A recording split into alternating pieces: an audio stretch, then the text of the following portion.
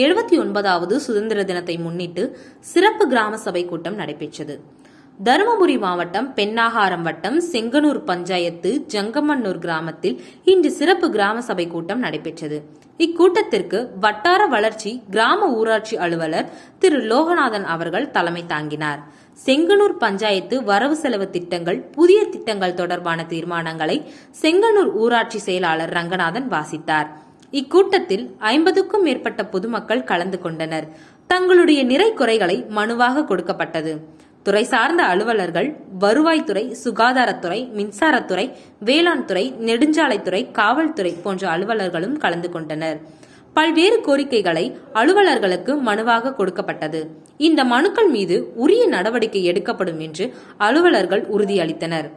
இந்த சுதந்திர தின நன்னாளில் கிராம சபை கூட்டம் மூலம் உறுதிமொழி எடுத்துக் கொண்டனர். கிராமங்களை தூய்மையாக வைத்துக் கொள்வது, அதேபோல் தூய்மையான தண்ணீரை பருகுவது, தண்ணீரை சிக்கனமாக பயன்படுத்துவது, மாசு ஏற்படுத்தும் பிளாஸ்டிக் கழிவுகளை அப்புறப்படுத்துதல், திறந்த வெளியில் மலம் கழிக்காமல் கழிவறையை பயன்படுத்துவது, மார்பக புற்றுநோய் பற்றி விழிப்புணர்வு ஏற்படுத்துதல், குழந்தைகளை கட்டாயமாக பள்ளிக்கு அனுப்புவது போன்ற பல்வேறு விதமான கோரிக்கைகளை உறுதிமொழியாக எடுத்துக்கொண்டனர். வீடு இல்லாதவர்களுக்கு இலவச வீட்டுமனை வழங்குவது, மனு கொடுத்த குறிப்பிட்ட நாளில் ஆய்வு செய்து உண்மையான பயனாளிகளுக்கு இலவச வீட்டுமனைகள் அளிக்கப்படும் என்று வருவாய்த்துறை அலுவலர் இக்கூட்டத்தின் வாயிலாக தெரிவித்தார். இப்போ கேம்ப் எல்லா இடத்துலையும் வைக்கிறேங்க. எலிஜிபிளாக இருக்கிறத கொடுத்தீங்கன்னா கண்டிப்பாக நாங்கள் செஞ்சு கொடுத்துருவோம். ஆனால் எலிஜிபிளே இல்லாமல் வீடு இருக்கிறவங்களே திரும்ப திரும்ப வீடு வேணும்னு போட்டால் நாங்கள் அந்த பட்டா நம்பர், சர்வே நம்பர் கண்டுபிடிச்சி எங்களுக்கு நிறைய டைம் வேஸ்ட் ஆகுது. இருக்கிறவங்களுக்கு கண்டிப்பாக தர முடியாது.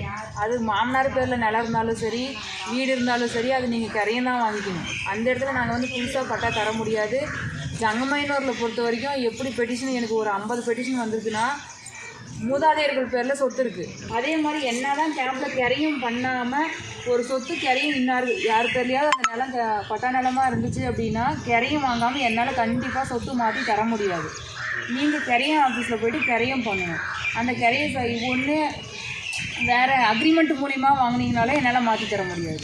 நத்தத்தில் காலியோட நான் மேக்ஸிமம் எல்லா ஊருமே கணக்கு எடுத்து பட்டா இது வரைக்கும் கொடுத்தாச்சு.